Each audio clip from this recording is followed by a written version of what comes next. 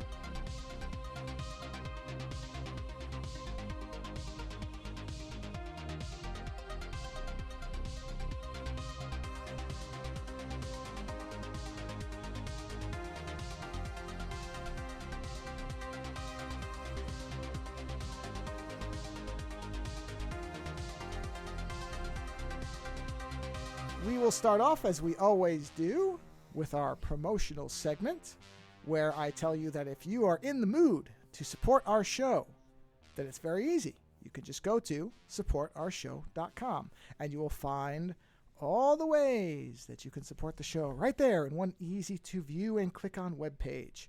The only thing missing, and as far as I know is still working, I say this every time because this is Schrödinger's promo code at this point, is Ozone, as far as I know, will still get you 2 months free on Libsyn if you would like to start playing around with podcasting and try that platform out, which we've been on for a very long time. So up to the recording of this episode, they haven't done anything to make me really angry at them, so I can still recommend them. That could change before the next episode comes out. So you have to, as with everything, I heard a podcast the other day where the people were talking about, they were doing movie reviews, and they said, I don't remember who the actor was, but they said, oh, and this person, as far as we know, is a good person as far as the recording of this episode. That may change because you never know. You know, it just takes 1 minute of the story. It's very true. You never know. It is. Yeah. Because like I was, I'm not usually interested in like celebrity history, but I didn't know that Lauren Bacall was married to Humphrey Bogart. I think that one just totally went over my head. Sure. And she was 21 and he was, I think, 41 when they got married. Yeah, but they met. Okay. They met on the set of a movie when she was 19 and they had an affair. Mm. And she was he was married at the time. He had a wife who was an alcoholic, and it was like a big mess. And then eventually he left his wife and they married. And then what was interesting is they got married, and then for all intents and purposes, they were totally happy. They were like totally cool. At which point he died of was it esophageal cancer 11 years later? Smoker, I assume, like everybody else of that generation. That era, yeah. Sure, yeah. Yeah, well, but yeah, it's just interesting. It's interesting dynamics, interesting like now then that was like a whoa, he's so fucking old, much older than you, and then now it's like, I mean, who cares? Yeah, I mean, didn't Seinfeld marry like a? Oh yes, Seinfeld is one of those. Yep. Seinfeld is a Little Eyes. Well, no, I shouldn't say that. He's not a pedophile. Wait. Oh, okay, Little Eyes. That's what you mean. Jesus.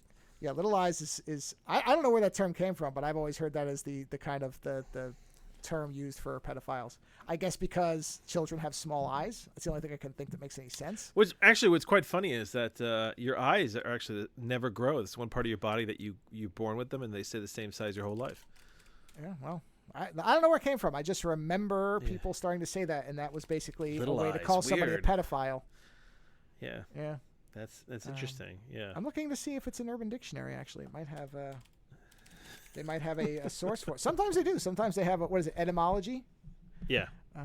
No, they don't. It doesn't have it. So I just remember because it was the weirdest thing because I remember I was working somewhere, and somebody was saying something like, I heard his Little Eyes. I'm like, what? I used a term the other day that actually caused my wife to bend over in pain laughing for quite a long time. Mm-hmm. And I didn't think it was that funny. I think it was just that she'd never heard it before. and we were talking about a certain woman, and how she was one of these women who kind of had no neck, or her head was just kind of sunk into her shoulders, and she was like, like not fat but like heavy set. Sure. And I was like, she's like a turtle. Oh no, she's like a frog. She's like a frog. And I just said, ribbit. And for some reason that like completely destroyed my wife. We had this kind of serious conversation about the description of this woman, and then I just said ribbit And then you after ribbited. and that was enough that she was just over laughing. And I was like, and I was kind of thinking, I was like, no, I was like, calling it. She kind of is like a frog. It's like, it's the whole. There's certain people that you look at them and they just have these physical features that, like, if you just twisted them a little bit further and changed the skin color, it would be an animal person. Yeah, sure. So, yeah, I just thought that was funny. She was like dying of laughter, and my daughter came in and she was like, "Is she okay?" And I'm like, "She's fine." I ribbited at her, and she just fell apart. And nobody could believe it, but yeah, just the description apparently was enough. Yeah. So anyhow, I got hung up for a couple days on the word quench. It's a strange word. what's wrong with quench? No, it's just odd. Well, it's odd because it's, what is it, onomatopoetically correct. It sounds right, Okay. but it's a weird word. I just don't know. I mean, quench is it's a strange. There aren't a lot of words that kind of sound like it when you say them. You know what I mean? I can't think of another one that's quite the same. It has slight hardness, but also softness in a way that, like, crunch has a hard end. We're still talking about words, right? Yeah, no, it does. Yeah, quench has this kind of. It's like a sponge. When you say quench, I have this visual of a sponge. You're almost talking about like words that can double as curse words. Sort of, yeah. It's like there's words that are hard enough that if you said them with the right intention, it would almost give. Because like when you say fuck, like there's an intention to that. But there's certain words that have the same feel that even though they're totally innocuous words, when you say them right way, they come off like, yeah. Yeah, and it's derived from quenchen, which is the Middle English, which still sounds weird. Oh, Middle English is all weird. Don't even. Well, no, I know, but I mean, it's and see, like they said, it's similar to quelch, but quelch has that hard edge to it, whereas quench is kind of spongy. And my wife was huge in Middle English in college. I don't think you knew this about her. She was huge into Middle English and was doing all the what was it? Oh God, is it the Canterbury Tales that are in Middle English? Yeah. So she was reading those in Middle English, and and I hate Middle English. It shouldn't be called. It shouldn't English. It shouldn't even be called English. Like it's middle something else. I just don't like it because like everyone keeps going like, oh, once you learn it and you start reading it, like it just starts to make sense. I'm like, no, it doesn't. No, it doesn't. I just can't. And it's amazing because there's all this stuff from Middle English that read anything in it. Have I read it? Oh yeah, you know what it almost reads like. Yeah. Do you know the Lewis Carroll poem about the Jabberwocky? I've read it. I can't remember it, but I know. Okay, reading Jabberwocky feels to me like reading Middle English. Yeah, okay. Because he just made up kind of words and sounds and like Middle English. Like, hold on, let me see if I can find something for you. Yeah, you probably have experienced. I probably have. You know what? Maybe you haven't, because I don't think they're going to throw Middle English, because you did like intro to English and things like that. You never would have had to do like serious shit. I don't think I ever did like creative writing or anything like that where I would have had to study it. No. You wouldn't do this creative writing. This is historical. Well, let's put it this way. Yeah. I don't think I ever took any deep English classes past what I had to do for high school or college. You know what I mean? So I don't doubt that I've encountered it. But do I remember any of it? No. Do I remember even what it would be like to read it? No, I don't remember anything like that. I want to see if I can find you like just a passage so you can understand. Well, I can find the Jabberwocky poem. No. But Jabberwocky is not Middle English. It just makes me think of Middle English. Let me look for a Middle English poem. I mean, there's got to be one, right? Yeah, I'm looking. Here we go. Medieval poems. Is that what it is? Medieval and Middle English? All right, here you go. Yeah, so here's a phrase, right? So I'm going to read a phrase to you. Oh, my God, I'm reading one. This is not English. And I'll read you what it translates to. So wait. Let me read before you read it. Let me attempt to read one that's 5 lines, and see if I'm just completely miserable. I was gonna read one comment to you, and you tell me what you think it means. Well, let's do that in a minute. I'm gonna read this and see because I don't know if this is even. Is it supposed to be read in a certain way, or is it just reading it? Well, I'm just gonna read it. Here we go. Ready? fowls in the frith, the fishes in the flood, and I'm on wax wad, much sore way I walk with for best of bond and blood. That's what I'm reading this as. All right. So hold on. Let me read you this. Is this shortened? Is that supposed to be blood instead of blood? No. God. That's the right. word that it was, and it evolved into something else. So this phrase, right? Yeah. A whale wit ice Wallace bone. Oh, bond was in mine too. A beauty white as whale's bone. Well, okay. Oh, so then this last line is for beasts of bone and blood, but it's bond and blood. Yes. For so best the thing is that well, here's the funny part, right? We're the weirdos to Middle English because Middle English evolves into us, our English. So to them, we would be the weird ones, and they came before us. This looks like joke language. But I know, but this is on its way to becoming modern day English. Now you understand. Now you understand why I don't like Middle English. Oh, this is miserable. Listen to this because one. remember, sing cacao, no, sing cacao, sing cacao, sing cacao, no. Summer is coming in. That one actually summer sounds is coming. Summer is coming in. It's Y-COMEN though. Coming in. I know. Load sing cacao, groweth said and bloweth med. Oh, that rhymes at least. And springeth the woad no. Sing cacao. The wood. You bletteth after lamb, loath after calve co. Bullock sterteth, bouquet verteth. Yeah, it's. I can't even make it through this. I know, but it's missing a couple letters. And the thing is to remember is that English is like a mix. At that time, was a mixture of like. Oh, that's supposed to be cuckoo. It's a mixture of like Dutch, German, Norwegian. I mean, all these different languages came together.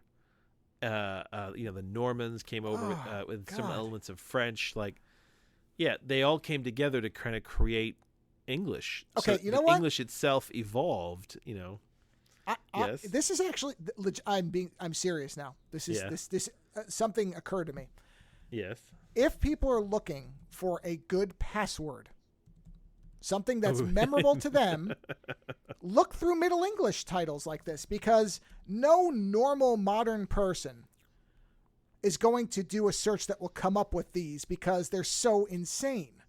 So if you're looking for something that's complex because these have spaces and they're not spelled correctly to us, you could probably find one of these, memorize it, and know that it's spelled this way, and use it as a password. It would be a good master password for your password manager. I'm serious when I say that. At least would be good.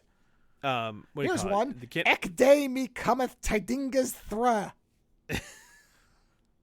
I don't know what the fuck that even is, but it would be a good password anyway. The Canterbury Tales were written in Middle English, and the what do you call it? The Arthurian stories were written in Middle English.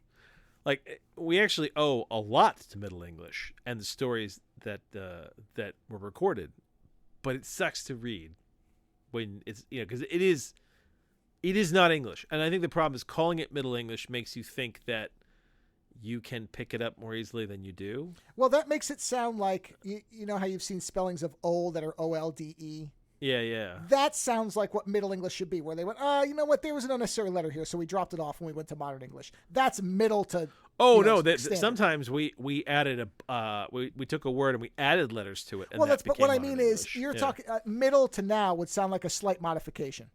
Yes, it's not as opposed to say me white in the Brom. Do you know what that means? I don't. I don't know. Again, good word for a password manager, though. I'll give you one even worse, though. I read, what is it? What is it? It's Don Quixote. I read Don Quixote in the original, like old Catalonian Spanish. I think it is. Basically, I read it in the original Spanish that Cervantes wrote it in. Right? I had a class. I had to do this, and that class actually broke me.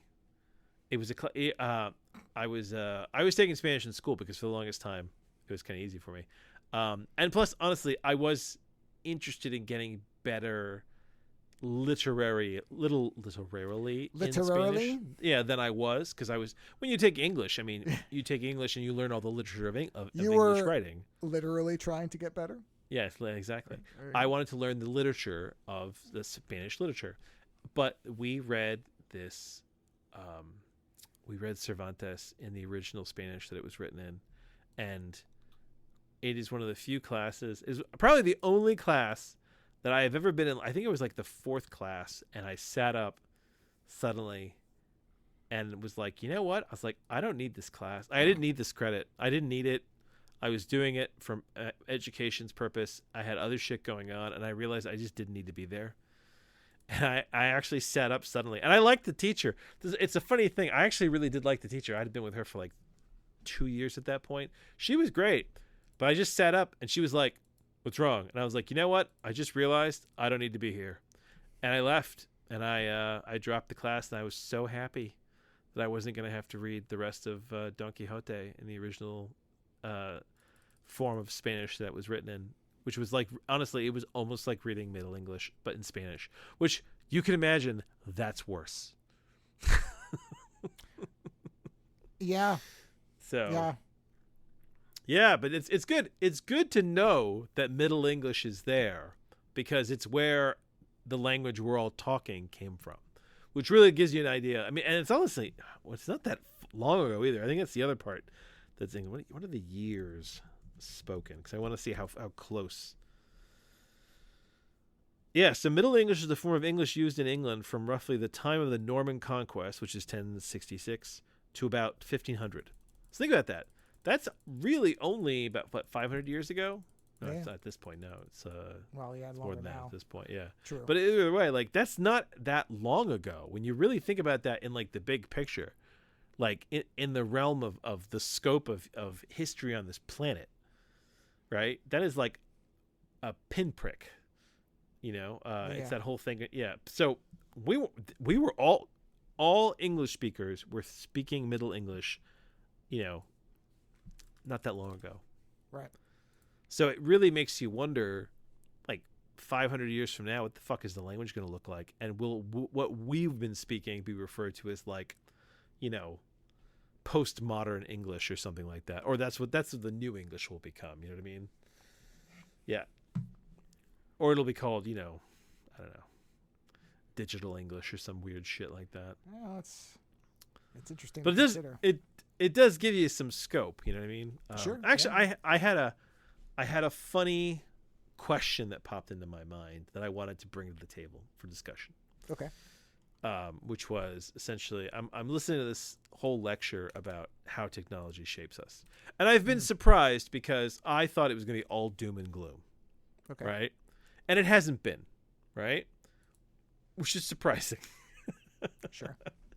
And that I do like that, and it's not even in like a, you know, when you have people who are into technology who are overly hopeful about it, and they say things, and you're like, yeah, that's not going to happen. Like the AI will save us all people. AI is going to save us. It's going to make everything better. And I'm like, okay. And what's very funny is that, you know, you talk to people, and I've heard this comment a bunch of times from multiple women where they're like, I don't need AI to paint for me. I need AI to do my laundry and clean my house so that I can go do art. And I'm like, yeah, I think that's, and that kind of boils to my question of technology, which is, what makes technology bad? Right? Is it the design? Is it the use? Is it the desire? Is it the desire for its results? Like, you know, we have all these technologies, and they have all these pros and cons, right? Yeah. And some of them are things that we didn't especially count on. Like, for example, electric light. Electric light screws with human circadian rhythm. Yeah. Right? Now, we want to go on and on about how, like, oh, it's our phones. And, like, to some degree, it is our phones, because our phones function on blue LED, right? Yeah, sure. But then so do all the bulbs in the room. And you have people sitting in a room full of lights that are all on, you know, and they're like, well, it's my phone. I'm like, no, it's not just your phone. It's electric light.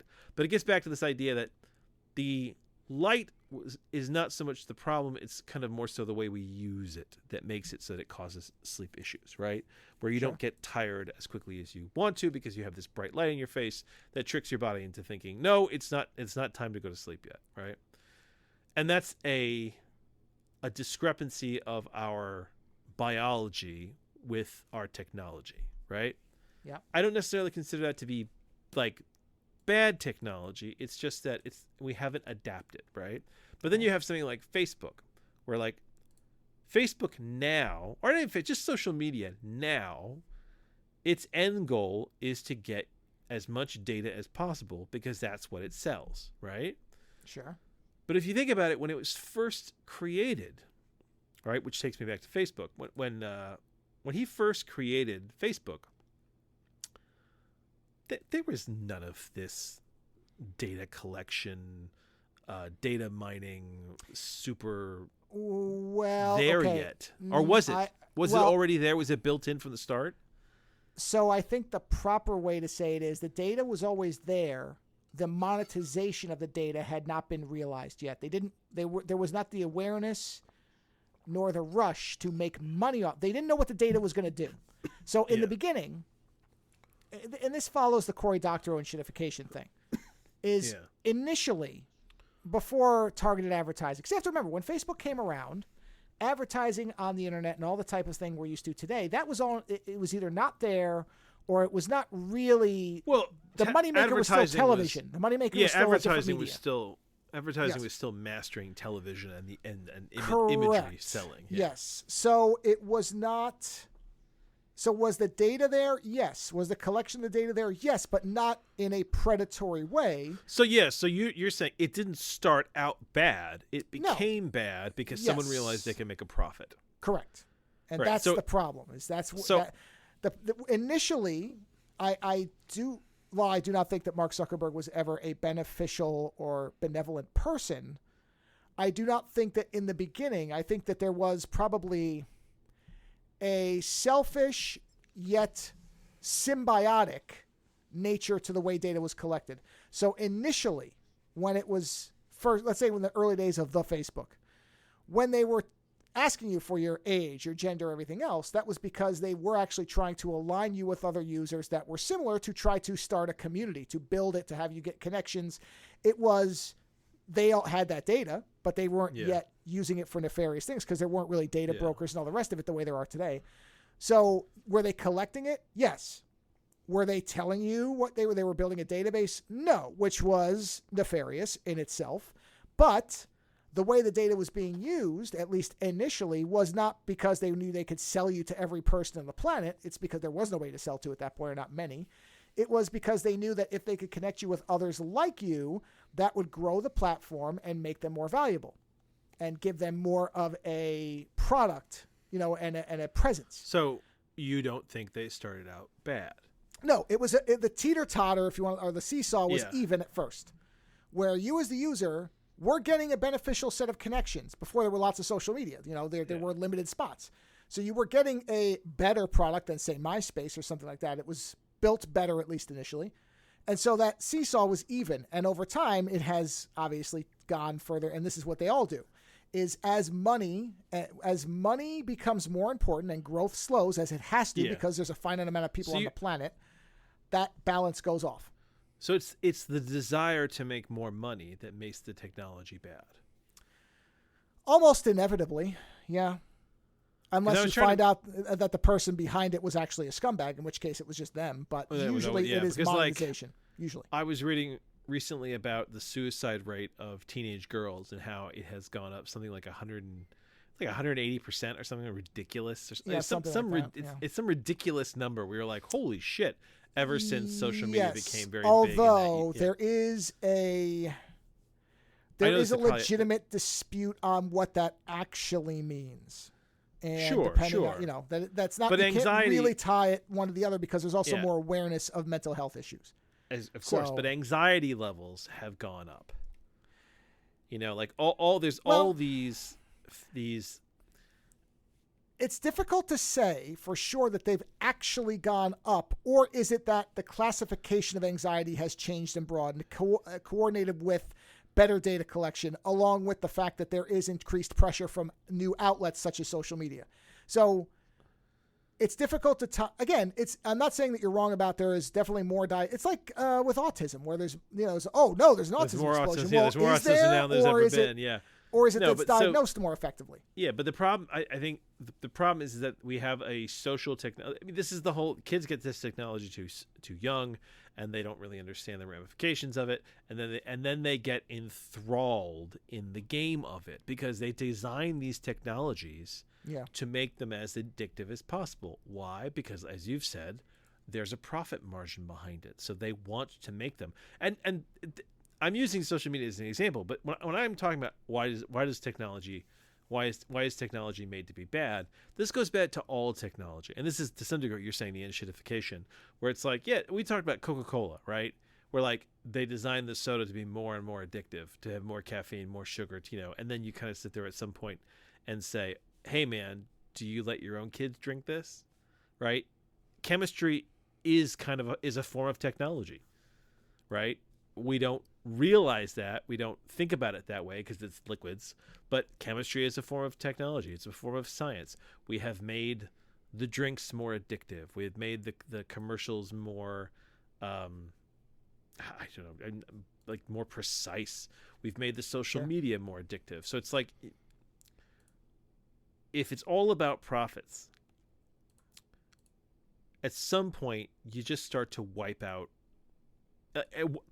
How much damage has to be done before people stop and go, okay, maybe we need to redesign this. So I wonder at what point they make the technology so that it's so focused on profit that it destroys the thing that it preys on. You know what I mean? And like to some degree, you have this with like teenage girls, where it's like you have this technology that is causing them to obsess, to freak out over comparison to other people, and to obsess, and it's creating depression, and it's creating, and does it ever get bad enough? Let's say theoretically it gets bad enough. Do they just keep doing it? Does anyone ever have a conscience, or do they just keep doing it and they keep making money till a government steps in and goes, you know what, this is bad? This is like the whole England trying to get phones out of schools, right? Where the British government said, you know what, maybe we don't need smartphones in schools. And you know what, I don't even think we should call them smartphones anymore, because I have this problem when I'm talking to my kids about it, where I'm like, it's not a phone. The phone is not the problem, which is what makes it. It's the supercomputer attached to it. Like we told our kids, like, you guys want phones? I was like, we'll get you flip phones. You have flip phones. You can play Tetris on there. You can like kind of text maybe a little bit, right? That's fine. We're okay with that.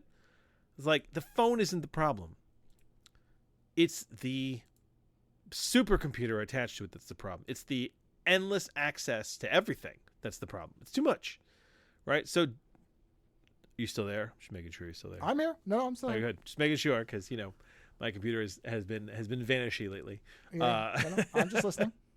But do we ever get to a point, or is it always something where a company pursuing a profit will push until it breaks? Well, the easiest answer is, so long as the stock market exists and is in control of these companies, it's going to be, who cares about the people? It's all about growth and profit. It's the greed. The greed makes the technology bad. Mm-hmm. Yeah. All right. Well, I think that's one of the things they miss in a lot of. I wonder if that's why post-apocalyptic fiction is very big right now, because a lot of post-apocalyptic fiction understands what a lot of the golden age visions of the future don't. So like Star Trek is a vision of is a more of a golden age vision of the future. Now, it's been tempered by the fact that they keep making it, and as they keep making it, it gets darker. I mean, Strange New Worlds is supposed to take place before the original Star Trek, but you have to admit that it has been changed by the fact that it is being written today versus being written when Gene Roddenberry wrote it, right? Sure. I mean, they didn't even bring the idea of like a Star Trek Secret Service CIA type thing until Deep Space Nine, right? Isn't that when what are they called? The Men in Black of Star Trek. Oh, Section 31? Section 31. Section 31 didn't even come into the picture till Deep Space Nine, right? Isn't that when they came up with it? Yes, I believe Deep Space 'Cause Nine. I think the idea of it had been alluded to, but I don't remember if it had been named. Yeah, and the thing is, the Actually, vision of Star Trek is this idealist vision of the future, and when you have this idealist visions of the future, what's missing? Right? What's missing from Star Trek that you don't realize you're not seeing, but it isn't there? What's missing? What's missing? What's missing from Star Trek? Well, I mean, it's a utopia, so all the bad stuff. Right, but except for Deep Space Nine, really. Think about it. There's no real TV shows, right? No one's watching TV. No one's really going to the movies. There's no social media. There's no people aren't leisure, but you're right. It's not screen based. It's music. It's chess. There's no capitalism. Suites. Well, okay, so Have you actually that's not really true. Well, okay, yes, you're right. There's no capitalism. That part you're right about. But like what I mean is like people aren't obsessing over things. Well, right? the Ferengi are, but the humans aren't. The humans are, yeah. And the thing is like greed is almost becoming more of a bizarre human function. I mean, you have more racism than you have greed in Star Trek.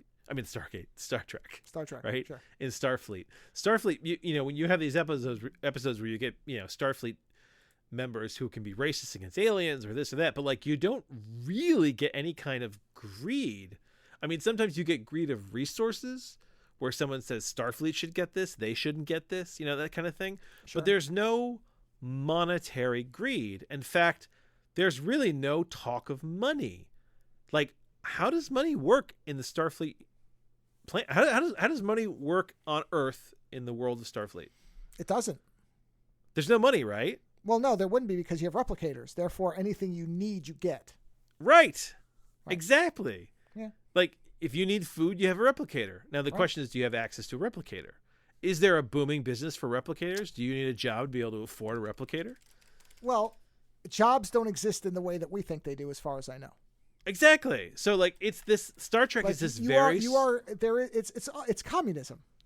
I mean, it really is. It is. Yeah. I mean, and honestly, like, I don't want that to get to become too popular concept because then someone will try to cancel the show. Well, okay, but it's not true communism. It's not pure. In the it's fact not that pure there's, communism. No. Well, I guess Starfleet would kind of be the parliament or the what do you call it, the party, right? They would, right? Well, yeah, because there's no other parties on Earth. Is there? Shapeshifters came around. They were like, "All right, martial law, everybody." I mean, they basically did. Yeah, it is communism. It's space communism. Yeah. So, but that vision of the future doesn't account for human greed. Communism doesn't really work at all. Communism didn't work in Russia, didn't work in Cuba, because at the end of the day, you had people who were greedy for power, people who were greedy for money, people who were greedy for everything, right? You had men who took control who didn't ever want to walk away from it. You know, Stalin held Russia in an iron grip since he could for the rest of his life. Communism. I think this is correct. Yeah. Communism can only work if empathy is universal. Yes. Oh yeah, absolutely. Yeah. Only if you're thinking about everybody can something like communism work. Which is the way that Star Trek has always presented Earth in the future, is everybody that they had cares. shed all of their defects, which of course we find out is not true once pressure is applied. But by and large, in fact, I read that in the episode of Section 31. The whole the reason Section 31 came about is because in the episode with the Maquis in DS9, you're right, it was DS9 where they came about. Yeah. The leader said it's easy to be a saint in paradise, and that's where the Maquis came from. True, and so so communism can work if everybody is happy and empathetic. Everybody's the minute somebody becomes unhappy or wants more power, it falls apart. And so it's that. That's why I think to some degree the post-apocalyptic fiction is becoming more interesting, because it'll take something like Fallout, right? And I only talking about that because I was thinking about it recently. Fallout is this vision of the greedy future gone wrong, right? Sure. Vault Tech saved some people, ran experiments on the rest, because why the fuck not? You know, it was all robots and leisure, and everybody wanted more, and then there was war, and then they just blew each other to fucking bits. And that's in the show, which I, as far as I understand it and have read, was never explicitly stated in the games that it is capitalism that leads them to drop the bombs. That I didn't realize that it was specifically capitalism. I just well, meant, it was not human, in any of the games. Greed. From what I read, all the games they never said what it was, but in the show they decided to make it explicit that hey, this is because they realized that the only way to scare people into buying more vaults was to actually drop the bomb because they were starting to think maybe that would never happen, and so the only way that Vault Tech could keep going. And honestly, that's not that outlandish. You know how awful it is to realize that that's not that outlandish. Did you just see the thing about the U.S. government doing anti-vax propaganda in China? No, I just saw the headline, but I didn't see what it was about. It was because it was to stir up. Okay, hold on. I'm trying to remember. Let's not go too far down the rabbit hole. Well, no, I don't. But no, I mean, there's facts around it, so I'm trying to see exactly. I just can't remember if it was because they wanted to discredit China or what. Here it is. Let's see. This is okay. It was to undermine China. Yeah, basically they wanted people to be scared of I believe the Chinese vaccine specifically. Yeah, here it is. Typical tweet. Quote, COVID came from China and the vaccine also came from China. Don't trust China, end quote. So I believe what they were doing was they were trying to sow doubt on the... remember China had their own vaccine. So they could sell their own vaccine? Is that what it was? Probably. Well, I don't know if it was... No, not to sell. It was more to just make people be doubting China, I think. Let me be very clear. The government wasn't selling it. I don't think that capitalism is 100% wrong. And I don't think communism is 100% wrong. Well, I don't think any of them are 100% right or wrong. I think that when you let any system get taken to its extreme... when any system has total and unfettered power, then you have problems, just like anything else. Exactly, yeah. And it's kind of like, I hadn't read 1984 in a long time, and I listened to that lecture, the audio broadcast they did at the anniversary not that long ago. And that has been kind of popping around my head, just kind of like rolling around in there, bumping into things. And it just brought this question of, what makes the technology bad? And it's like, it's the money, it's the greed, it's the human greed. It's the whole, I don't care if we burn the world to the ground, I won't be here when it happens, therefore I want to make all the money. It's the, I don't care if this technology is causing teenage girls to maybe possibly want to kill themselves because I'm selling the data and it's great. I don't care. It's the whole like online gambling thing. It's like, I don't care if you have a gambling problem. I'm going to create the technology, and it's not my problem if you can't help yourself to use it. I got to tell you, man, it's funny you say the gambling thing. The ads for gambling are just so despicable because now they're ever since it got legalized in 2017, 18, whenever it was like, okay, you can do it. Didn't Jamie Foxx, wasn't he doing like a whole series of, hey, I can run an ad on this? He was their celebrity shill for a while. Well, they're all doing it now. But yeah, I think he was one of the big ones early on. But I mean, it's just terrible because they're all like, oh, if you have a gambling problem, well, motherfucker, you just ran a minute ad that will make anybody with an addictive personality. I mean, they've made it so, and now this. Because my wife and I watch baseball, and now with baseball, everything is predicated. If you're with watching sports, there's tons of ads for that. It's so bad. They're like, oh, the money line, whatever on this is plus. It's like, I don't fucking care. And this is scummy shit. You can do it. You can do it so easy. Just log in, one tap, man. You can do it. Yeah. People are like, "Oh, you're an adult. You should." No, God, that's not how addictive personality works, assholes. Have some understanding about what you're talking about. But you're going back to the larger question: is it the role of society to protect its individuals from bad technology, or from access to bad technology? Well, and the answer, that's not the question because it's not possible because capitalism overrides whether society wants it or not. Ultimately, in the end, capitalist drive will squash any type of pushback to it unless enough people actually stop paying for it, which is not going to happen because we're being sold this stuff. Is it Darwinian then? Is it the whole whoever falls for the... Are we looking at a future, right? No, what it is it's an education problem. It's an education problem. Hold on. I agree with that 100%, but I'm saying anybody who falls for this shit deserves to be destroyed by this shit, and the people that are left beyond that will be the ones that you can't reach. Do you know what I mean? Like there is a minority population of people out there that advertising just does not have effect on? Are these the people that are going to inherit the future? The people who cannot be swayed, they can't be Facebooked, they can't be, I don't think so. Okay, so there's a complex answer to that. So what you're asking is, are the people who are resistant to being shown what these things are doing, will they be the ones who inherit everything? Is that what you're asking me? If the people who to some degree, the people who don't, the people things? the people who can't be manipulated by the advertising, by the technology. Oh, who can't be? So who are resistant to the manipulation? Yes, okay. I'm saying. I think so. I think this is like a lot of things. I think this is going to age out. The problem is, by the time it does, what damage will have been wrought, right? So this is kind of the global warming or climate change or whatever term you want to use. Problem is, okay, sure, people who are in denial, when their grandchildren wake up and they're on fire, they're going to realize there's a problem. But at that point, you can't change it because it's too far gone and too many systemic cracks and fissures have formed. So that's the issue. When Florida's underwater, Right. Yeah, of course, then you'll realize that, I guess the sea levels are going up. But at that point, Florida's underwater. Well, listen, Florida's underwater right now. They just they just got that super rain thing that came through. Yeah, but that's what I'm saying is, there is a member of my family who I will not specify, who has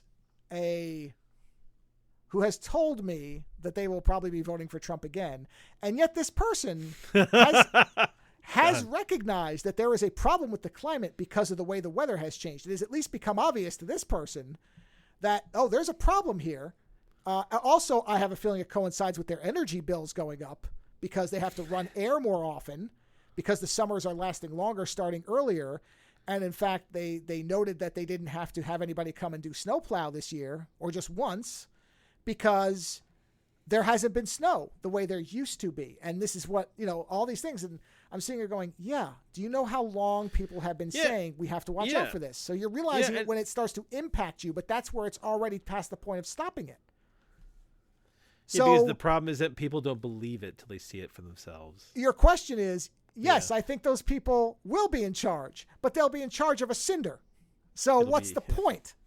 Right? Yeah. And hey, you know what? I don't believe that it's going to be impossible. I do believe that it's going to be different. I do believe that as we evolve and I do think that right now the problem is our technology is right now all our human faculty is focused on making money, right? Well, it's not that it's going to be impossible. No, but hold on. But if something happened bad, right? Yeah. If things actually got bad and for a minute human faculty actually focused entirely on solving a problem. Yeah. I do think that in time it would get bad before it got better, but I do think that things could I don't want to say reversed, but things could be perhaps averted for a time being. If we focused en masse towards a goal. I legitimately wonder if, I mean, this is conspiracy theory thinking, but it's logical, unlike most of it. No, I'm serious. This is horrific tinfoil hat stuff. Okay. But I do genuinely believe that this is a likely outcome. So there has been this fear by the people who think that QAnon is somehow a prophet and other things like this, that this Agenda 23 thing has been going on. You know what this is? Is this a thing where Trump wants to put, the Republicans want to put all their people into place, so essentially that there's no sanctuary cities, there's no, basically they want to have everything in conservative charge, essentially, right? No, this is the thing. Maybe I'm using the wrong term. It's no, I'm sorry, Agenda 21. Have you ever heard of this? Oh no, sorry, I don't know Agenda 21. Okay, is that like order number 13? Well, whatever it is, the gist of it is that people have said that this is actually a secret global super world government conspiracy to eliminate something like a third of the world population because there's too many people. And the people in charge at the head of everything at the round table in the center of the earth. Listen, I'm going to say this to you right now. If there was actually a group of people in charge and responsible enough to say, hey, you know what? There's too many people on this planet. We need to wipe out some of them. I would be astounded and impressed because as far as I'm concerned, nobody's fucking in charge. No countries get along for everything. Everybody seems to be bombing or haggling for what they want. So I find conspiracy theory to be like some of the most positive thinking lately because you have to believe in like fairy tale godmother level team think for some of these things that it's like, hey, there's a big group of people and they're all working together. Oh, here it is. This is it. Let me read it. It is Agenda 21. Now, Agenda 21 is a real thing that exists through the UN, but these people believe that it's something else. Okay. So this is a plot. And by the way, it's a non-binding plan for the UN, by the way. So, meaning that there's no penalty if you don't go along with it. And the idea that the UN can really do anything, they have been shown to be toothless and testicleless. But no. That's where Agenda 21 comes in because it's a plot that is disguised as an environmental movement to end individual freedom and establish a one-world government to cut the world population by 85%. I have my numbers wrong. And 85%. Or, I love and or, because that just means it's optional, to introduce surveillance by the 5G network. Guess also, what, guys? they thought that COVID was a great reset type of thing. If global warming actually happens the way they think it's going to happen, 85% is probably going to be what you're looking at. Not to mention that before everybody drowns or burns, the cities will be overfilled. And there'll be rolling blackouts worldwide. But here's where I'm going to dip into what's going to sound like Crazy Town. No, go ahead, Crazy Town. If it gets to the point where there are simply things that are not going to be reversible, do I think that type of thing would be allowed to happen? I do. Because at some point, people with brains, the people who will realize what's going on, are going to look around and be like, it's not going to be possible to save everybody, so we're just going to have to let them die. Well, because just think about it logically. If all this land goes underwater, where's everybody going to go? Going to support you now, right? There are Which I hate saying this, by the way. I'm going to support you because I think you're right. There are parts of Africa right now that are so hot they're near unlivable. There are parts of Africa where there is war, there is famine, and the civilized countries of the world that have the money and the military power to do something about it don't give a shit. Not our country, not our problem. Let them die.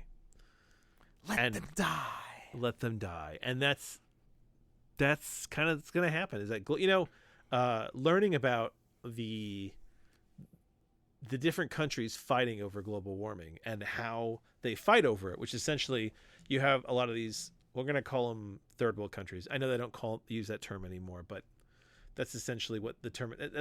You have these third world countries sitting there going, "Hey, why should we have to pay so much for this pollution when the first world countries are the ones that are done the bulk of the polluting?" And the first world countries are going, "Hey, we shouldn't have to pay more than you. It's all one world, right?" And it's this kind of like they're fighting back and forth over. Well, I don't think I should have to pay this much of it. Well, we shouldn't have to pay this much. And meanwhile, the house burns around you. It's saying, hey, we shouldn't have to put out this much of the house.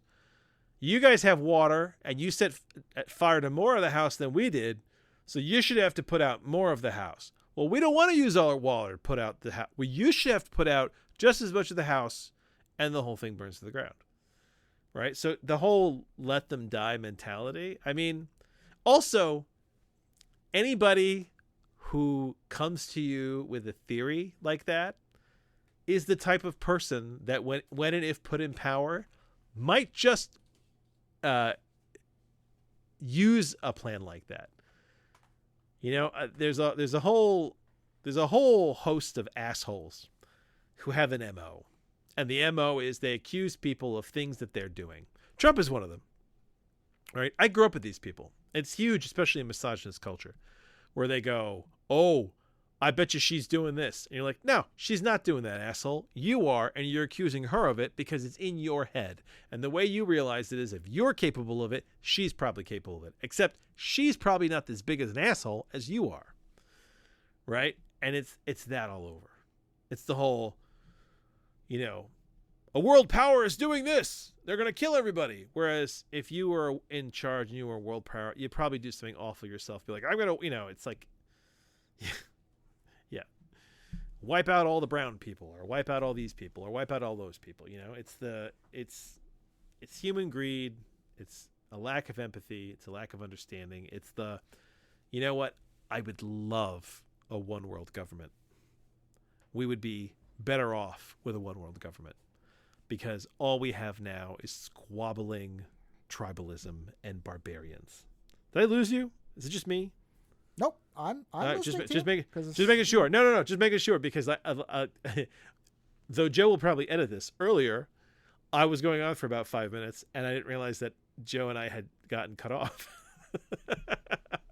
So I'm just checking in now and then to make sure that I haven't just launched off into my own, to my own cosmos. No, you're still there.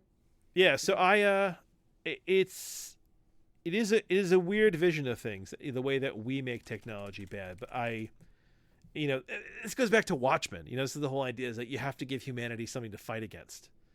Right. I mean, that was Hitler's idea, right? Hitler was like, hey, we need to have an enemy. Right. Let's come up with an enemy. Okay, now let's fucking wipe them out. And then they just wanted to, and you have to sit there and wonder sometimes, like, what happens to Germany if Germany did in fact wipe out the Jewish population? Would it then become, we have to wipe out every Jew in the world? Would it then become, okay, we've wiped them all out, we have to wipe out all the homosexuals, all the blacks? Would it then become, we need to wipe out everyone in Africa so that we can make it, New Germany? Like, you have to wonder of the personality of a government like that, if there always had to be an enemy, if there was never going to be an end of the war. Well, that's the 1984 idea, right? Oh yeah, the war never ends. Yes, the war never ends, and to some degree we have that now in the idea of money. You never have enough money, right? You need to keep redesigning those ads and redesigning your products, because you never have enough money. Never have enough money. Bezos will never have enough money. Never, ever, ever. Never have enough money. Neither will Musk, right? And they'll continue putting out the most mass market products they can for the cheapest possible price, because they want the maximum profit. They never have enough money. Bezos will never run out of money. Yeah. He has his own space program. So does Musk. Right. Right? But they'll never have enough. And it does get into this kind of philosophical quandary where you have people out there who have next to nothing. And if you ask them, they sit there and they say, no, I'm good. I have enough. I'm good. I'm fine. I'm happy. And you're like, wow, how does that happen? So well, I mean, there's lots of ways that can happen. Oh, I know. It's the chief among them being, if you, when you were very young, had next to nothing and have enough, then it is enough, even if it isn't a lot. I know, but why is it never enough for so many people? Well, because most of those people did not come from nothing. They came from having. Yeah. And so they were taught, you have to keep having.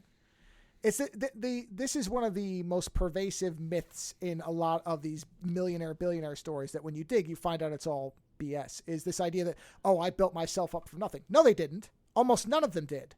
And the ones that did tend to be very different from the ones who didn't, which is most of them. Like Musk will talk about how I fucking hate Elon Musk. His whole backstory is utter horseshit. Owned a diamond yes, mine. he talks about them like he did. No, he did not, and most of them did not. It's like Bezos got a giant loan from his parents to. That's what I'm saying. Amazon. That's the thing. So those people never had very little, so they don't appreciate anything because they never had nothing.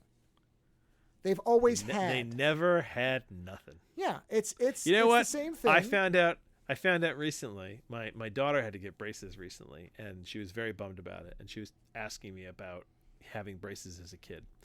And when I got braces, my mother brought me to this. My mother.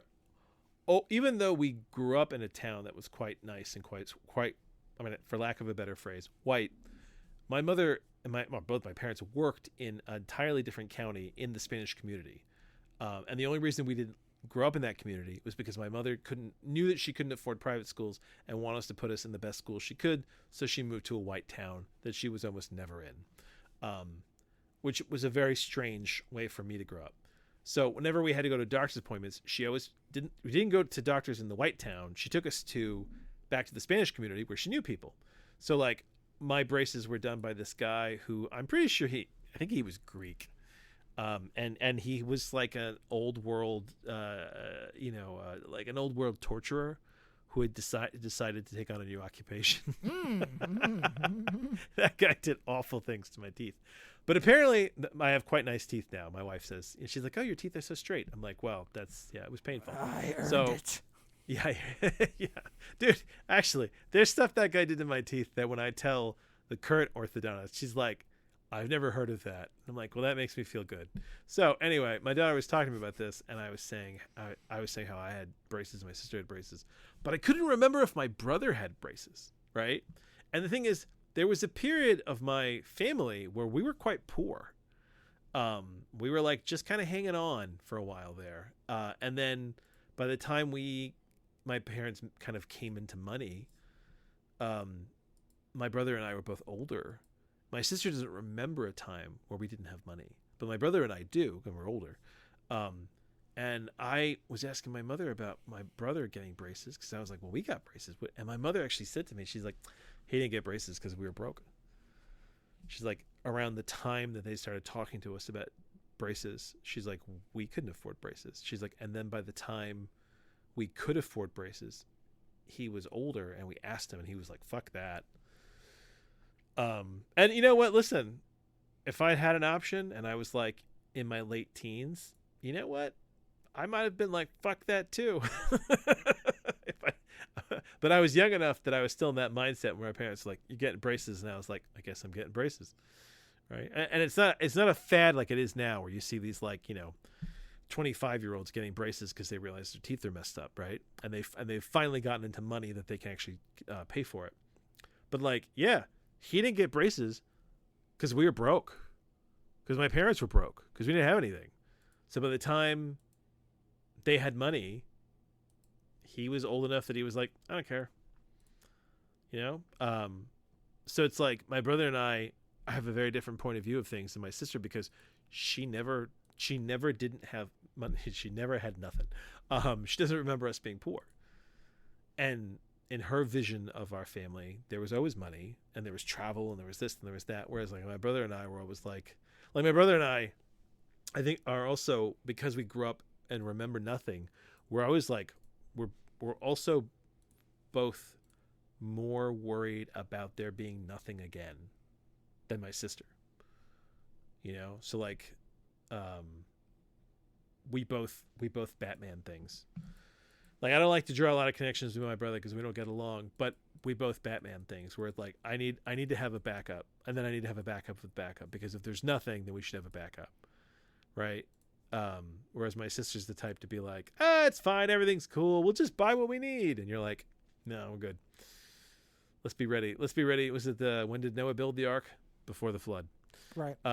Yeah. So it's a weird thing. And when you understand that about yourself and the way you grew up, and then you start to kind of try to empathize with some of these individuals, you start to be like, yeah, like, I don't think you come from the same place as me, or I think that you might be a sociopath. That's the other part too, is that I think when you're raised by parents who don't give a shit, it's very easy to get broken and then to grow up also not giving a shit. Because there is a cycle. You're talking about how like we need better education. We need better education, but we also need better parenting. Good parenting Sure. and good education go hand in hand, because there is a value, an individual value of humanity that school doesn't teach you necessarily. You kind of get that from your parents. And when you don't get that from your parents, the brain does weird things to kind of make up for that. And if you are a normal person who had like healthy parents and stuff like that, you won't necessarily understand it. Like my wife doesn't necessarily understand how I grew up because it was very different from her. And she had a much healthier traditional home life. Whereas like, I come from kind of a much weirder place. So I'll say things to her and she'll be like, holy shit. And I'll be like, yep, that's how we rolled. And the things that your mind does to make up for that. And then if you don't have good education, where you're not actually learning about the world and learning about the people, and especially if there's an agenda. I mean, that's the other part too, is like you talk about, do we need a better education? We need a better education, but we also need a better education that doesn't have a negative agenda to it. Because it's very easy to teach racism in schools. It's very easy to make kids into Nazis because they don't know any better. So you need better and an education with no agenda, right? So it's there's all these components, and you need parents who, despite their own damage, are willing to provide more care for their kids than what they got. It's very hard to be treated like shit as a child and then to grow up and understand that that's not how it's supposed to happen. Well, yeah, right. It's the whole, you need to break the cycle. And that, by the way, is what I mean by, these people who, if you never had to worry about anything, then your mindset is, I should always have everything. Well, also, so it's understandable why that's how it is. Is that the only thing that earns respect from your parents? If the only thing you understand growing up is that I have to have all the money. Right. Well, that's it, your because I have been told by many people, and this is not a secret at all. You can find lots of people who will say, this has been my experience, that these people with the most money are also among the most cheap and, ungenerous and they may do their philanthropy stuff, but don't forget that's all write-off. That's the one thing that people don't really tend to pay attention to, is when you hear, oh, this person gave 6% of their wealth or whatever. Yeah. Did they write it off? Because then they didn't give anything. I mean, don't get me wrong. Yes, they did, but they are, because they know they're getting it back. They're going to make that up. Yeah. But then most of these people do not actually give anything. But then they're unwilling to pay any taxes into the education system. Well, because they don't pay any taxes because they write it all off. That's what I'm saying is, and I'm not saying it's every single, I am sure there are actually a few benevolent billionaires out there. I'm sure. and the reason I know that is because that I don't know who they are is because those people are not seeking out the spotlight. That's fine. Oh, yeah. I'm not saying nothing is universal. Yeah. But the people who you hear about, like Zuckerberg building that whatever super yacht that he's got so he can cruise around and just, do nothing. That's this. I don't think Zuckerberg does nothing. Oh, now I think Zuckerberg's always up to something. Surfing or whatever, but no, he really doesn't have to do anything because there's no risk of him losing control of his company. He has it structured in a way where he can't lose it. Short of him, I don't know, abducting a 4-year-old, tearing its head off and raping it on camera, then maybe. Well, seriously. He'd still have the money. But then he'd lose control of the company. Outside of that, he's not in any danger. Yeah, they would probably say that he's not good for the company, so he would just quietly get a paycheck. Yeah, he'd still have all his money, so he would. That's the only way he's going to lose. That's what I'm saying. Is the only way he's losing control of the company is to do something so spectacularly horrible. And I'll be honest with you. I'm going to go back to the Hummer Hitman. I'm really surprised. That's a deep cut. Yeah, I know, right? I know. I'm going to go back to the Hummer Hitman. I'm really amazed that there haven't been more like assassinations or assassination attempts on like billionaires, because there's so much anger towards them. I'm kind of surprised that someone. No. See, it doesn't surprise me. I'll tell you why. Because everyone thinks I want to be that person. That's it. They think, I'm gonna. Yeah. They target the people that they feel are keeping them from being that guy, and they tend to be people with, I don't know, darker skin than them or other things that are different than them. Those are the ones that tend to keep me. Those people taking their jobs. Yeah, I guess. Yeah. If not for all those gay people out there, I would be a billionaire because reasons. I don't know. Seriously. No, this is the logical vortex of nonsense these people live in. So because every time when there's some of these shootings and there's never any type of reason where you go, oh, okay. Because I'm not going to say anything justifies a killing spree, but listen, my daughter asked me today, we were driving someplace, and she said to me, because like they're very curious about religion because it makes no sense to them, right? So my daughter said to me, she's like, I don't understand though. She's like, why do Christians hate gays? She's like, God created them, right? Like in their world, he created everything. So why could they hate anything? Because he created everything. And I was like, you're beginning to see the crux of the problem.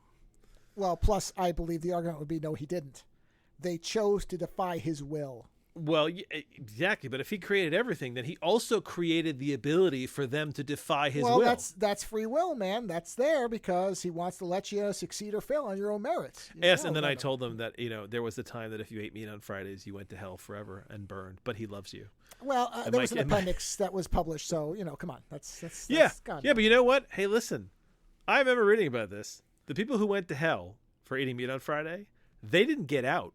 I'm sure they're still. I'm sure. Could you imagine? Could you imagine how shitty that must be? The guy who went to hell the day before got appended. Yeah. Yeah, and then it's like the last guy to get arrested for weed or something like that. Because by the way, that's the first thing Lucifer did when they got there was like, "Hey man, look at the news headline from today."